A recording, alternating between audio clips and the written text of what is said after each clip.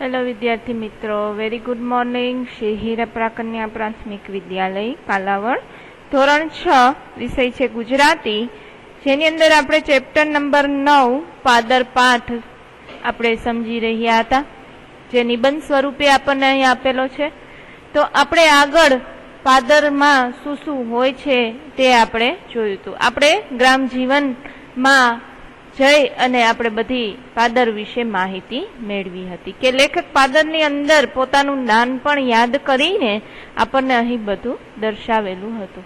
હવે આપણે જરાક આગળ જોશું કે શિયાળાની ઋતુમાં પાદરની અંદર શું શું ફેરફાર થાય છે અને બાળકો શિયાળામાં શું શું કરે છે. તો ત્યાં આપણે પહોંચ્યા હતા. શિયાળામાં હુતું કે આટાપાટા રમીને કડકડતી ઠંડી ઉડાડીએ છીએ. આંબલી પીપળી રમીએ, વડની વડવાઈઓના હિંચકા બનાવીએ, પડીએ, આખડીએ અને ઊભા થઈ અને લંગડાઈ લડાઈને એકબીજાના કપડાં ફાડીએ અને માતામાં રેતી ભરીએ. તો અહીંયા સુધી આપણે જોયું હતું કે શિયાળાની ઋતુની અંદર શું શું કરતા હતા. તો કે શિયાળાની કડકડતી ઠંડી ઉડાડવા માટે આપણે પાદરની અંદર બાળકો એટલે કે લેખકને એ બધા રમતા હતા. શું રમતા હતા? તો કે આંબલી પીપળી ને એવું બધું રમત રમતા હતા. વડની વડવાએ હિંચકા પણ ખાતા હતા. વળી પાછા પડીએ, ઊભા થઈએ, આ પગમાં લાગે એટલે લંગડાઈએ, પાછા એકબીજા સામ સામે લડીએ, એકબીજાના કપડા ફાડીએ. કારણ કે રમતમાં કોકનો વારો આવ્યો હોય, નો આવ્યો હોય અને એવી ખીજને હિસાબે આપણે એકબીજા સાથે માથાકૂટ કરતા હોઈએ છીએ, એટલે એકબીજા સાથે લડતા હોઈએ છીએ. એ લડાઈમાં અને લડાઈમાં માથામાં રેતી પણ આપણે એકબીજાની ભરીએ. રાતો રાત ગાળાગાળી કરીએ, સામસામાં પથરા મારીએ, લોહી લુહાણ થઈએ અને તોય થોડી વારમાં તો પાછું બધું ભૂલી અને પાછા ભેગા થઈને રમવા માંડીએ. બે ઘડીના આ ઝઘડા ફરી એના એ ફરિયાદ કે ફાંદો જેવો મારા ભય મસ્તીમાં અને આનંદમાં. ખૂબ સામસામાં બાજીએ, એકબીજાને પથ્થર મારીએ, લોહી કાઢીએ. આપણે જાણીએ છીએ કે આપણે નાના નાના હોઈએ તો આપણે રમતા હોઈએ એટલે એકબીજા સાથે ઝઘડતા તો હોઈએ જ. વળી એકબીજા સાથે બોલીએ, ન બોલા કરીએ અને વળી પાછા થોડોક સમય થાય એટલે બધું ભૂલી અને પાછા રમવા માંડીએ છીએ. ખાલી માત્ર બે ઘડીના ઝઘડા એટલે કે થોડીક વારના જ ઝઘડા હોય છે અને પાછા મસ્તીમાં બધા આનંદમાં આવી જાય છે. મજા તો આવે પાછી ઉનાળામાં. આ તો શિયાળાની મજા લેખકે વર્ણવી કે શિયાળાની અંદર અમે આવું કરી આવી રમતો રમી અને કડકડતી ઠંડીને ઉડાડીએ છીએ. હવે આવ્યો ઉનાળો. તો ઉનાળાની મજા પાદરમાં કેવી લઈએ? તો કે શાળાનો સમય એક તો સવારનો હોય, ઉનાળો હોય એટલે. ત્યાર પછી 11 વાગ્યા 9 વાગ્યા હોય અને ત્યાં તો ઘર ભેગા થઈ જાય. ઉનાળામાં સવારનો સમય હોય એટલે લગભગ 12 સાડા 12 છૂટીએ, પણ આ તો 11 9 વાગે ત્યાં ઘર ભેગા થાય. ખાઈ પી અને શું કરીએ? બપોરે ખેતરમાં ભાત લઈને ના છૂટકે બળબડતા બપોરમાં ગોંદરાની ગરમાઈ રેતમાં અડવાણા પગે દાઝતા જવાનું. અડવાણા પગે એટલે કે ચંપલ પહેર્યા વિના ઉઘાડા પગે. ત્યારે તો ચંપલ બૂટ કે સેન્ડલ સપનામાં પણ જોવા ન જડતા. કારણ કે પેલે ગરીબાઈ હતી, મા બાપ મજૂરી કરી અને આપણને ભણાવતા, મોટા કરતા, એટલે ત્યારે તો આવા મોંઘા ચંપલ અને બૂટનું તો સપનું પણ ન જોવાતું. તો આવા ઉનાળામાં શું કરતા? તો કે 11 વાગે છૂટી જઈએ, પછી શું કરવાનું? કઈ નહીં. ખાઈ પીને શું કરીએ? ખેતરે જઈ. ના છૂટકે જવું પડે, એટલે કે ન જવું હોય તો પણ બપોરે તો ખેતરે ભાત લઈને એટલે કે જમવાનું લઈને જવું જ પડે. ખૂબ જ બળબડતો તડકો હોય અને ગોંદરાની ગરમાઈ રેતમાં એટલે કે ગરમ રેતીમાં ઉઘાડા પગે જવું પડતું. ઉનાળામાં ખેતરે જવાનું ન હોય ને તો અમને આનંદ થાય. કોઈક દિવસ એવો પણ બને કે ખેતરે ન જવું પડે, ત્યાં તો મજા આવી જાય. ગરમ લાય વાયરા વાતા હોય, લૂ. આગળ જોઈએ આપણે. ગરમ પવન વાયરા એટલે કે પવન વાતો હોય.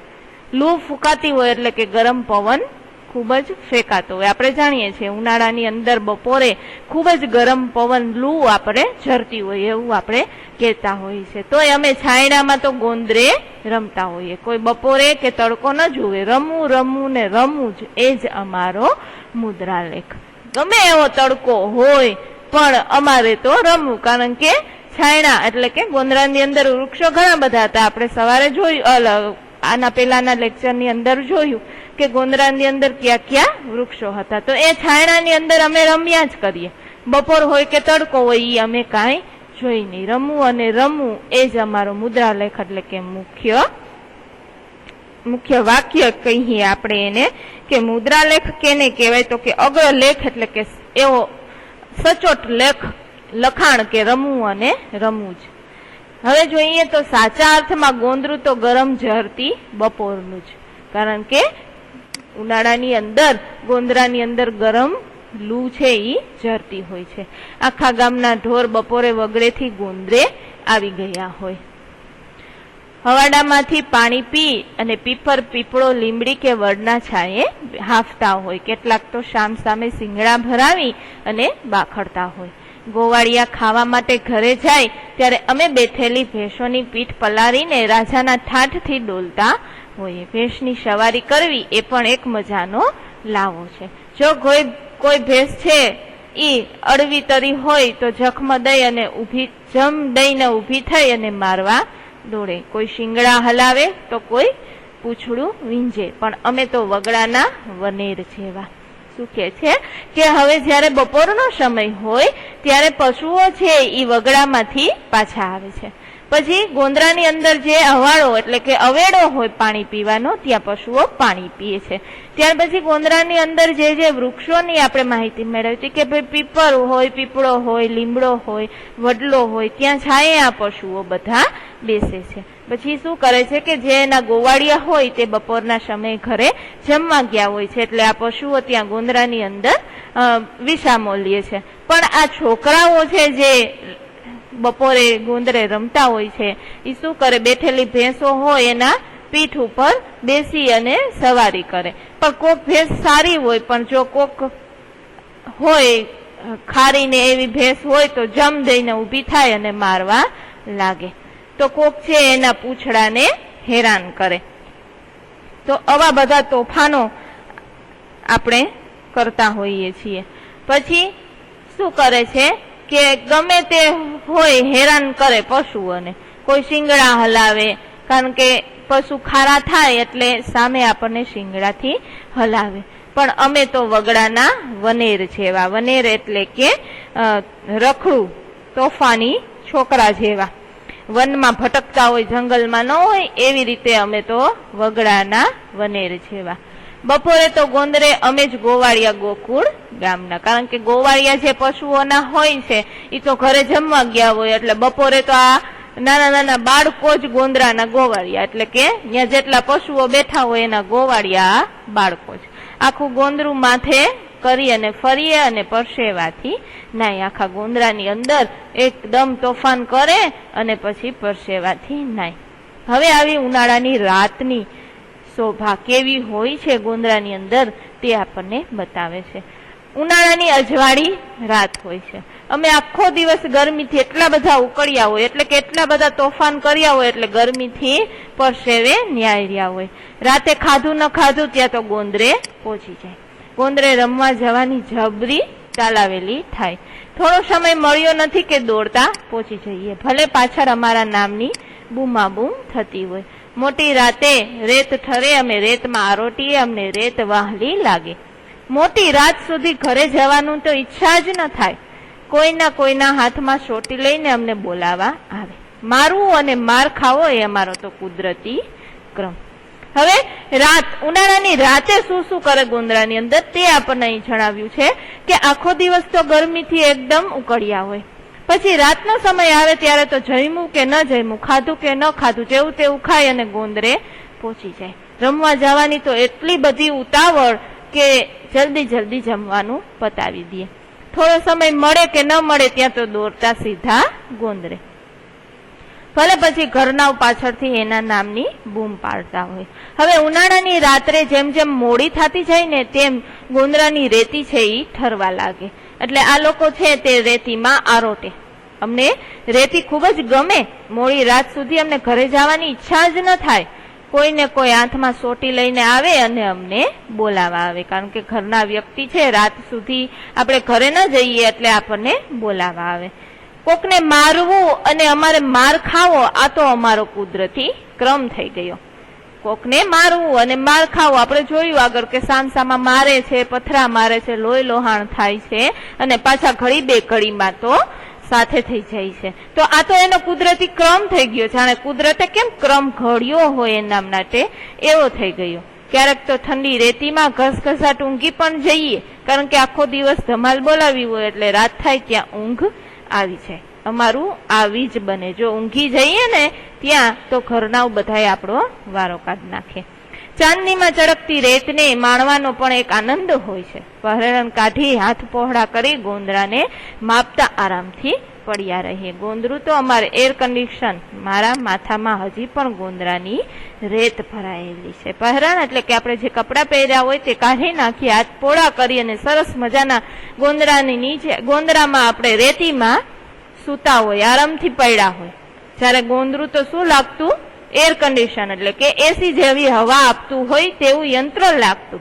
હજી પણ લેખક એમ કહે છે કે મારા માથાની અંદર હજી પણ એ ગોંદરાની રેતી ભરાયેલી છે, કારણ કે આ બધા જ અનુભવો લેખક પોતે પોતાના અનુભવેલા આપણને આપ્યા છે.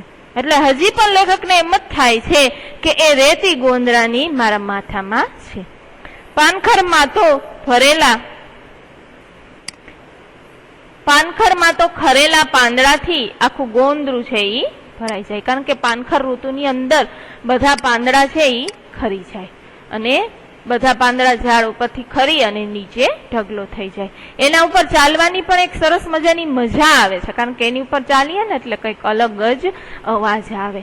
ક્યારેક કોઈના ઘરમાંથી સળગતો દેવતા લઈ આવીએ અને આખું ગોંદરું સળગાવીએ. કોઈ વૃદ્ધ જોઈ જાય તો ઠપકો આપે, અલિયા ચેમ હરગાયું?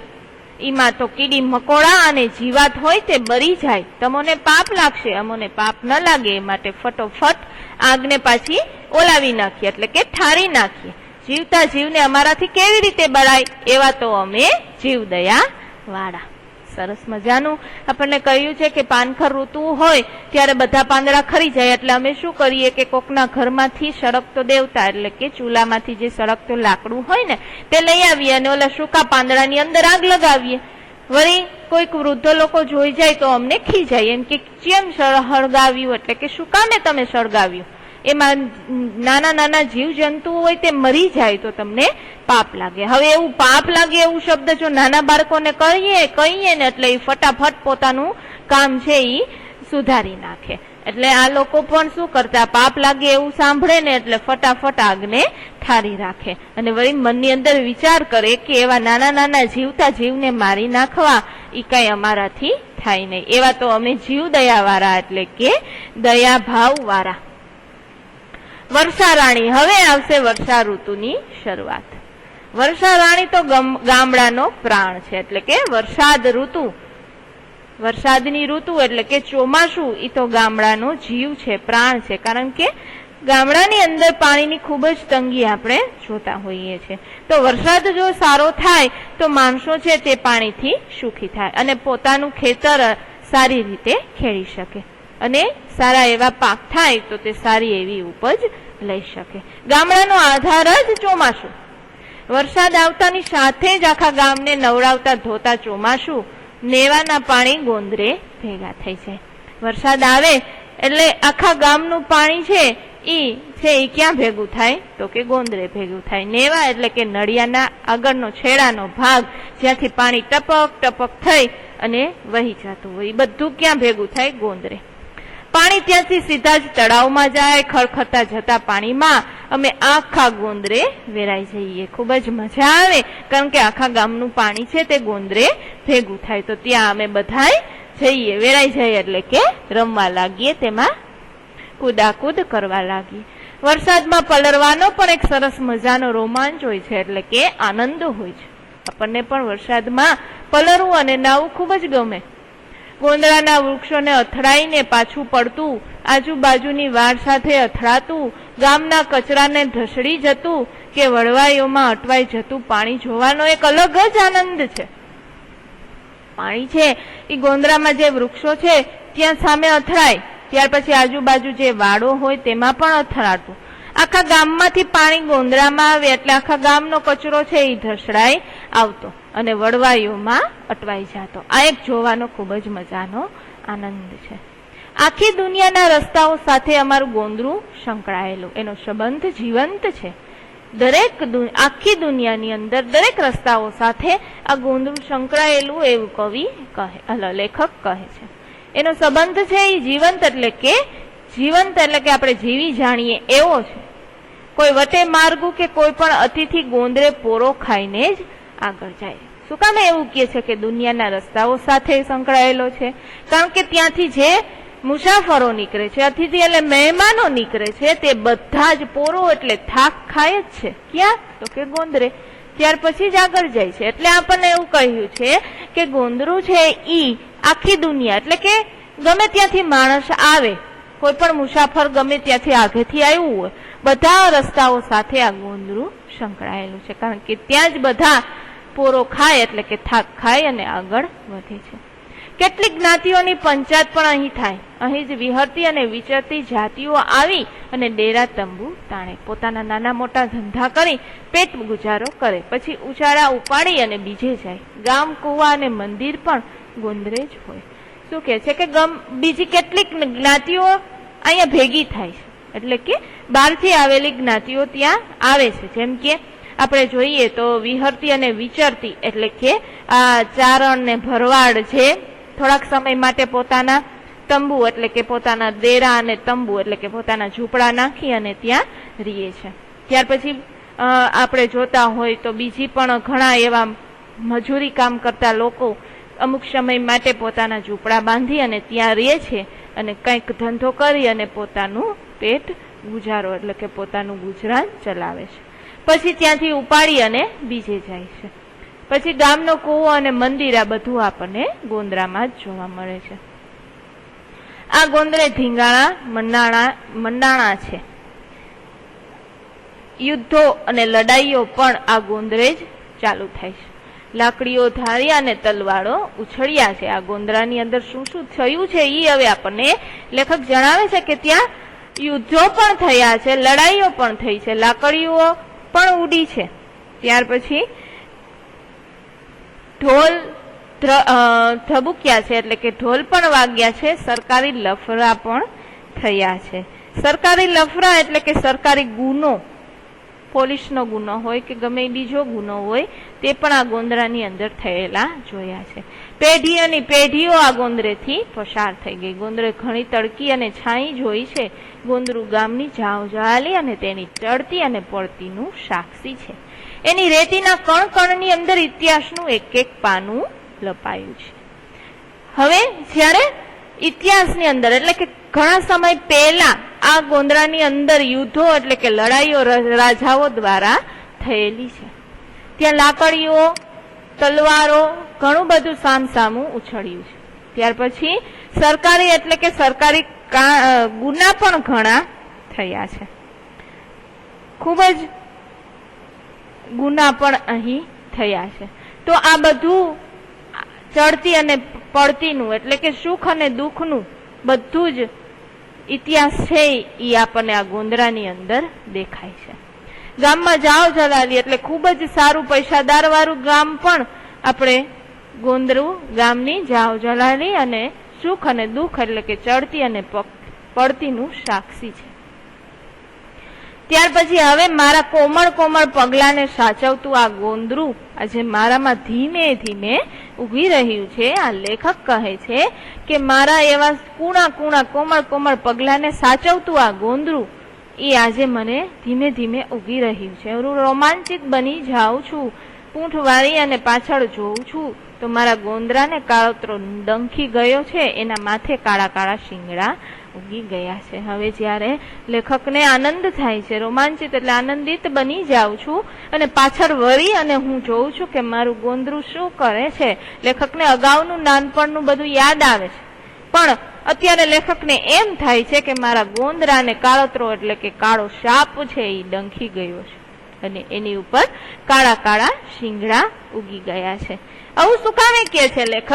કારણ કે આપણે અગાઉ મેં તમને કહેલું કે આજે આપણે શહેરી જીવનને ભૂલી જઈ અને એક ગ્રામ જીવનની અંદર પ્રવેશ કરીશું તો જ આપણને ગોંદરું એટલે શું તે સમજાશે. તો લેખક આજે શહેરી જીવન જ્યારે મહત્વ વધતું જાય છે અને આ ગ્રામ્ય જીવનનું મહત્વ છે એ ઘટતું જાય છે, ત્યારે લેખક એમ કહે છે કે મારા એ ગોંદરાને, ગ્રામ્ય જીવનના ગોંદરાને આજે કાળો સાપ કરડી ગયો હોય એવું લાગે છે. કારણ કે ગ્રામ્ય જીવન હવે વેરવિખેર થતું જાય છે, એટલે લેખકને એવું લાગે છે કે એની માથે કાળા કાળા શિંગડા ઉગી ગયા હોય. ક્યાં છે મારું ગઈકાલનું ગોંદરું એટલે કે પાદર? વડની વડવાઈઓમાં રાતનો પોરો ખાવા પાછળ ફરતા પંખીઓની પાંખ લઈને ઉડું છું મારા ગામના પાદર તરફ. શું કે છે કે ક્યાં ગયું મારું ગઈકાલનું પાદર એ ગોંદરું, જ્યાં હું વડની વડવાઈઓમાં રાતનો પોરો ખાવા પાછા ફરતા, પોરો ખાઈ અને જે પંખીઓ પાછા ફરે છે એની પાંખ લઈને હું ઉડું છું મારા ગામના પાદર તરફ. સરસ મજાની કલ્પના લેખક કહી છે કે જે પક્ષીઓ રાતના વડની વડવાઈઓમાં થાક ખાવા માટે ફરતા અને પાછા ફરતા, ત્યારે જે પંખીઓની પાંખ હોય છે એ લઈને હું આજે ઉડું છું.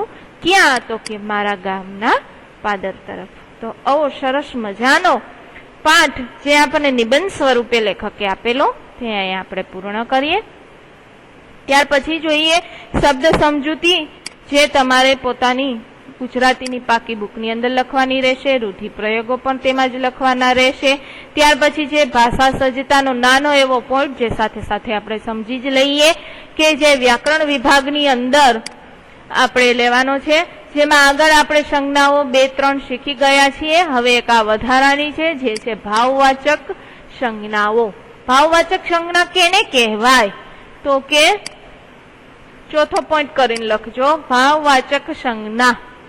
તો આપણને અહીં અમુક શબ્દ આપેલા છે કે ડાપણ, ખટાસ, ઊંઘ, પ્રેમ, સુખ, દુઃખ અને આનંદ. આ એક પ્રકારનો ભાવ દર્શાવે છે.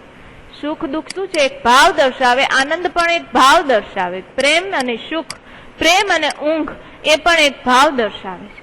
આ વિવિધ સંજ્ઞાઓ એટલે કે આ જે શબ્દો છે તે ભાવ બતાવે છે. આવી સંજ્ઞાઓને ભાવવાચક સંજ્ઞા કહે છે. દાખલા તરીકે ગરીબ દીકરાને જોઈને મને ખૂબ રડવું આવ્યું, તો આ ગરીબ છે એ એક ભાવ દર્શાવે છે, જેથી કરીને આ ગરીબ સંજ્ઞા છે તે ભાવવાચક સંજ્ઞા થશે.